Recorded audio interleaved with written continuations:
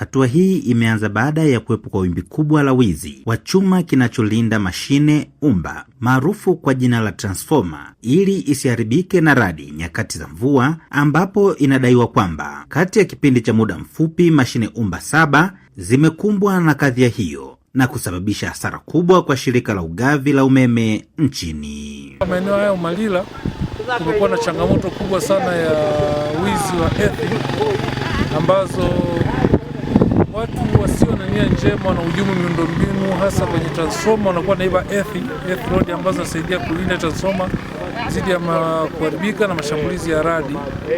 Na kwa eneo hili la Umalila, bonde la Umalila, tatizo limekuwa kubwa kiasi ya kwamba kuna transformer zaidi ya 7 kwa nyakati tofauti zimekuwa zikiibiwa. Unakuta naiba unarudisha naiba. Sasa mwisho wa siku tumeona ni muhimu tukafanya zoezi hili maalum, kwanza la kuelimisha jamii na kuhimiza uanzishwaji wa ulinzi shirikishi katika kila kata tisi kuhakikisha hizi transformers zinakuwa salama.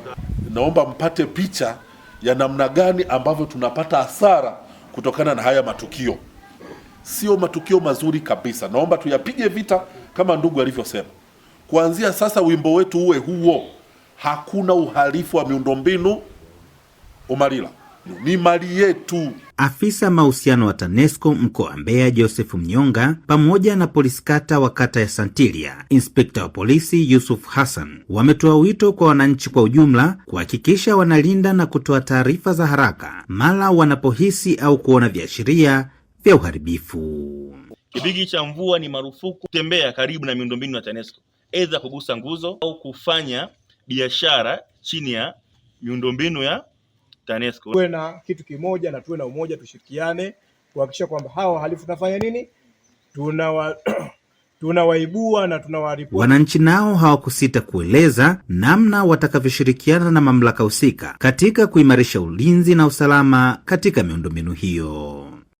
Sasa hivi tutalinda, yani hivi tunavyosainiana hivi tutalinda kwa kamera nzito kabisa, kama hii tutalinda. Tujabahatika kuwafuma wale watu pale, nao sijui tu ni watoto wetu. Samuel Mpogole, Hope Channel Tanzania.